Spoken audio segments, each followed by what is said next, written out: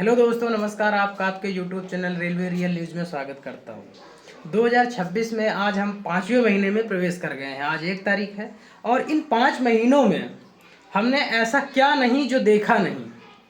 हमने ऐसा क्या नहीं जो देखा नहीं।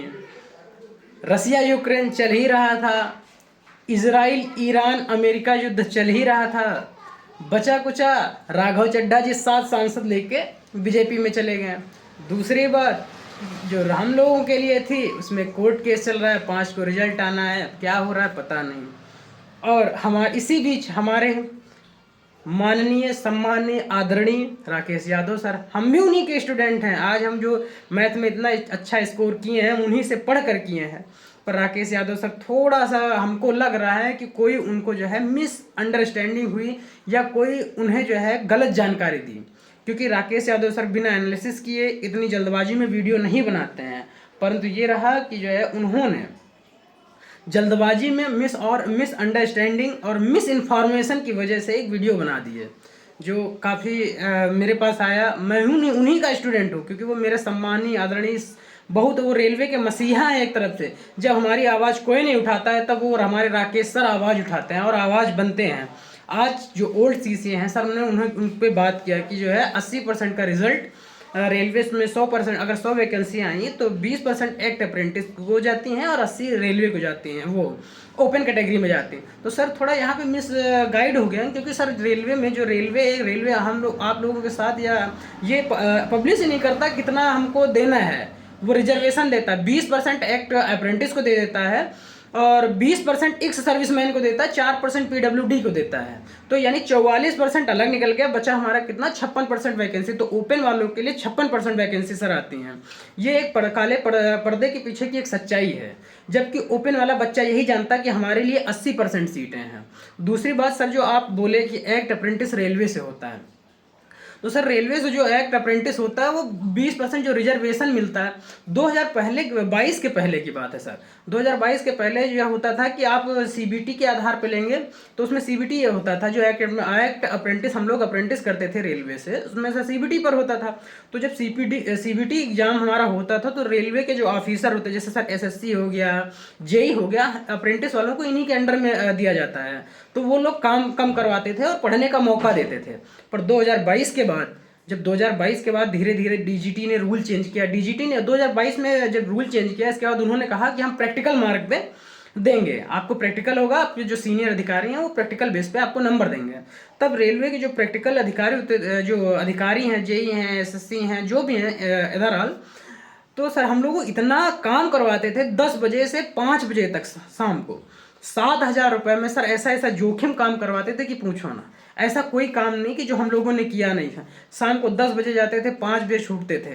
कभी कोई वजह से वायरमैन ट्रेड हो गया, इलेक्ट्रीशियन ट्रेड हो, वहाँ पे सर 10-10 बजे तक होता था। एज एक परमानेंट ग्रुप डी एम्प्लॉय के तौर पर ट्रीट किया जाता था। और सर हम लोग को वेतन क्या दिया जाता था, स्टाइपेंड दिया जाता था 7,000 रुपये। घर से अगर सर हम 400 किलोमीटर 200 किलोमीटर दूर हैं तो आप भी समझते हैं कि इस महंगाई में सर 3,000 रुपये रूम का भाड़ा चला जाता था। बचता क्या था उस दौर में। एसएससी हम लोग का, एसएससी और जेई जो थे सर, हम लोग मतलब परेशानियों को बहुत कोई देखता नहीं था, किस परेशानियों और किस परिस्थितियों से हम लोग निकल कर आए। और जो 2022 के पहले सर स्टूडेंट थे सीसीए के, उनको जो जब उनका सीबीटी होता था तो उनको प्रॉपर पढ़ने का समय दिया जाता है, परंतु 2022 के बाद जो सीसीए आए उनको ऐसा नहीं दिया गया। इसलिए सर जो वो बता रहे हैं कि हमारे साथ धोखा हुआ। दूसरी बात सर, उनको रेलवे ने एक भी और मौका दिया कि जब 2022 के बाद जब डीजीटी ने रूल लाया कि आप जो अपना सीबीटी के आधार पर मार्कशीट डाउनलोड करेंगे या प्रैक्टिकल के आधार पर, तब भी उन्होंने सोचा कि हम सीबीटी के आधार पर करेंगे। उन्होंने कुछ लोगों ने सीबीटी के आधार पर अपना सर्टिफिकेट डाउनलोड किया और कुछ लोगों ने प्रैक्टिकल के आधार पर। 2018 में वैकेंसी आई लगभग में 66 या 67,000, मेरे को एग्जैक्ट नहीं पता सर। और 2019 में 1,03,000 की 4,000 वैकेंसी आई। वहाँ पे सर 20% का रिजर्वेशन था, 18 में 20% का रिजर्वेशन था, वहाँ पे वो लोग नहीं फाइट किए हैं। अब सर उन कुछ लोगों 15 से 20 हम करें 1,000 होंगे उनके ओल्ड कैटेगरी में, तो 111 बैच किया सर, वहाँ पर उनका 70 से 75% नंबर हैं। और नया सीसी में सर 2022 में 112 बैच का हूँ, मेरा भी 82% है, मेरा कोई ज़्यादा नहीं। और जो 2025 में जो कर रहे हैं उनमें से 1-2 में 100 में 99, 100 में 100% मिलता है। पर उनका भी देखिए सर, जिनका 75% अभी भी आता है। तो ऐसा नहीं कुछ लोगों की वजह से, अब उन 15 लोगों की वजह से सर 1 करोड़ 1.5 करोड़ लड़का ओपन और सीसीओ को मिलाकर रिजल्ट के लिए वेट कर रहा, परेशान है। और उन 15 के जो ओल्ड सीसी हैं, केवल एक बैच के हैं 15 से 20 लोग, उनको सर 2-2 बार 3-3 बार मौका मिल चुका है। रेलवे ने भी दिया, डीजीटी ने भी दिया। 2019 में सर मैं आपको स्कोर कार्ड भेजूंगा, उसमें जिसका 0-0 1-1 नंबर है उसको भी रेलवे ने जो है नंबर बढ़ाकर नॉर्मलाइजेशन करके उनको कट ऑफ जो सेक्शन होती है यूआर SC ST OBC की कट ऑफ होती है वो क्रॉस कराकर नौकरी दिया। तब सर वो नौकरी नहीं ले पाए, तो बस उनकी एक मनसा है कि हम इस वैकेंसी, क्योंकि उनकी एज निकल रही है, अगर सर एज निकल रही तो अगली वैकेंसी में फॉर्म, इसलिए वो इस सोच रहे हैं कि इस वैकेंसी पे हम स्टे लगवा दें, कोर्ट केस कर दें, जिससे हमारा नहीं होगा तो किसी का ना हो। तो वही बात है सर, वो लोग चाह रहे हैं कि अगर वो नहीं चाहते तो 2022 में ये चेंज हुआ था कि हम प्रैक्टिकल मार्क पे जो प्रैक्टिकल के आधार पर नंबर देंगे, तो 2022 में केस करते हैं, 23 में करते हैं, 24 में करते हैं, 25 में करते हैं। ऐसा नहीं कि वो सीसीए भाई हमारे दुश्मन हैं, ना हम उनके दुश्मन ना वो हमारे दुश्मन। बस बात सर ये है कि 4 साल से 19 से वैकेंसी नहीं, 19 में मैं फाइनल मेरिट से छटा, और मेरे साथी ऐसे कई सारे साथी हैं जो फाइनल मेरिट से छटे। तो जो मिडिल क्लास फैमिली का है सर, कोई हम लोग इतने हाई प्रोफाइल है नहीं कि जाके सीजल की तैयारी करें या दिल्ली में आए एफोर्ड करें। तो मिडिल हम लोग के यूपी बोर्ड से हैं, बिहार बोर्ड से, तो इतना सर बेसिक एजुकेशन या इतनी अच्छी नहीं रही जिससे हमारी इंग्लिश बहुत काफ़ी स्ट्रांग हो सर। तो हम लोग एक बार अपना रेलवे में को चुना। रेलवे में 4 साल 5 साल तैयारी करने के बाद जब सर हमारा एग्जाम हो जाता है, तब जब रिजल्ट की बारी आती है तो कुछ ये इन जो चंद लोग हैं इनकी मनसा होती है कि हम भर्ती को अटका दें। 1 साल ITI और 10th ITI का केस हुआ सर, वहाँ पर भी अगर इन्होंने केस किया होता तो मैं इनका समर्थन करता, पर इन्होंने नहीं, तब नहीं किया। अब रिजल्ट आने के लिए तब इन्होंने केस किया सर, इसलिए हम इनका विरोध करते हैं। क्योंकि मात्र 15 लोगों की वजह से अगर 50,000 की जो है लाइन पे लगे हों जान देने, मतलब 15 की वजह से 50,000 जाने बच रही हों, तो मेरे हिसाब से 15 लोगों को अवॉइड करना चाहिए। क्योंकि इन लोगों के ऑलरेडी 3 मौके मिल चुके हैं, पर रेलवे के जो नए सीसी हैं इनको कोई मौका नहीं मिला है। सर आप जो वीडियो बनाए आपका मैं पूरा सम्मान करता हूँ, आपके सामने मैं क्या हूँ, आपके सामने मैं आपका खुद ही स्टूडेंट हूँ, आपसे ही पढ़ता हूँ, आपसे पढ़ के भी मैंने NTPC दिया है और ग्रुप डी दिया है। पर हमें लग रहा है सर, मैं आपके सामने मैं अपने एक छोटा भी हूँ, आपके बेटे के समान हूँ, आपके बेटे के समान हूँ सर। बस मैं आपके सामने विचार ये रखना चाह रहा हूँ, क्योंकि सर उन 15 लोगों ने जो केस किया है उनकी संख्या मात्र 1000 होगी। 1000 लोगों ने उनको जबकि रेलवे ने 3 बार मौका दिया, तब वो सर कुछ नहीं कर पाए। और सर जानते हैं कि रेलवे में वैकेंसी आए दिन कम हो रही हैं। पिछली बार अभी ग्रुप डी की 2024 में 32,500 आई, 2022 में 22,000 आई सर। डेली का डेली वैकेंसी कम हो रही हैं, इसलिए हम लोग चाह रहे हैं कि जल्दी से जल्दी प्रॉपर सर वैकेंसी आएगी, एग्ज़ाम होगा, ज्वाइनिंग होगा, तब तो होगा और तभी होगा। और 2000 के सर आप तो आवाज़ उठा रहे हैं, और कोई हमारा यूट्यूब पे कोई टीचर इतने बड़े वो बनते हैं, रेल राजा हैं, हम रेल के फलाने ढकाने हैं, कोई हम लोग को साथ में नहीं आ रहा है कि आवाज़ उठाएं आखिर 2024 की अभी तक ज्वाइनिंग क्यों नहीं हुई। अरे ठीक है, ग्रुप डी पे कोर्ट केस लगा सर, ALP का फाइनल अभी कितने जो है कितनी RRB जो ALP का फाइनल ज्वाइनिंग नहीं दी, NTPC का नहीं दी, NTPC अंडर ग्रेजुएट का फाइनल रिजल्ट नहीं दी।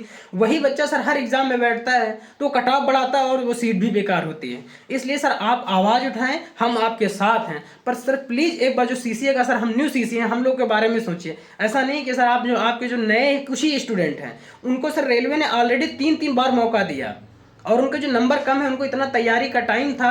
अब अगर सर आप बोल रहे हैं कि इनका जो है नया CC और 50 न्यू CC और ओल्ड CC का हम जो है 50% हो जाएगा, तो सर अगर नए CC और ओल्ड CC का अगर 50% वेटेज हो जाएगा, 50% उनकी सीटें हो जाएंगी, 50% हमारी सीटें हो जाएंगी, तो नए CC सर जो 22 से 26 में किया उसकी संख्या 30 से 40,000 है। और जो 22 के पहले, क्योंकि 19 में वैकेंसी है, उनको मिला, 18 में वैकेंसी है, उनको वो CC चले गए। अब वो 1000 है, 1000 के लिए 50% सीटें उनको देना सर क्या उचित है? क्या ये हम लोगों के साथ अन्याय नहीं है? अगर ये सर अन्याय नहीं है तो ठीक है, जैसा आप बोलते हैं मैं उसका समर्थन करता हूँ। पर अगर मेरी बातें अगर सही हों तो एक बार सर इसको जो है वीडियो अगर आप तक आए या मेरी बात आप तक पहुँचे तो एक बार सर इस पर एक बार सोचिएगा ज़रूर मेरे विचारों को। क्योंकि सर क्या उनको जो 3 मौके मिले तो हम लोग का एक मौके का हकदारी नहीं है, एक मौके का हकदार नहीं है हम लोग? क्या हम लोग सर ये अन्याय है? एक तो 2024 की सर वैकेंसी अभी आई नहीं, हम लोग घरों की स्थिति क्या है सर? जो CCA करता है, ITI की तैयारी किया, 1 साल 2 साल की ITI किया, फिर 1 साल अप्रेंटिस किया, 3 साल हो गया सर। 3 साल के बाद कितना तैयारी करता है बच्चा, कितने घर की स्थिति नहीं होती कि तैयारी कर पाए सर। अब हमारा एग्ज़ाम हो गया, हम अगले नेक्स्ट एग्जाम की तैयारी भी नहीं कर पा रहे हैं, जो कोर्ट केस हो रहा है। ऐसा नहीं होना चाहिए सर। एक बार इस आपको जो मिसअंडरस्टैंडिंग सर दी गई है, आपको जो गलत जानकारी दी गई, आपके पास आप व्यस्तता है, आप बहुत बड़े टीचर हैं सर, सम्मानित टीचर हैं आपके पास। मैं समझता हूँ कि आपके पास टाइम नहीं, आपको जो बना के जो आपकी टीम है दे दिया सर, आप वीडियो बना दिए, ठीक है सर, पर एक बार उसका प्लीज़ एनालिसिस करिए। मैं आपसे हाथ जोड़कर विनम्र निवेदन कर रहा हूँ सर, ऐसी जो वीडियो बनाए एक बार सर नए सीसीए के बच्चों के बारे में भी सोचिए सर, कि हम लोग पर क्या बीत रहा होगा। जय हिंद, नमस्कार। अगर वीडियो अच्छी लगे तो शेयर करें और लाइक शेयर सब्सक्राइब जरूर करें। धन्यवाद।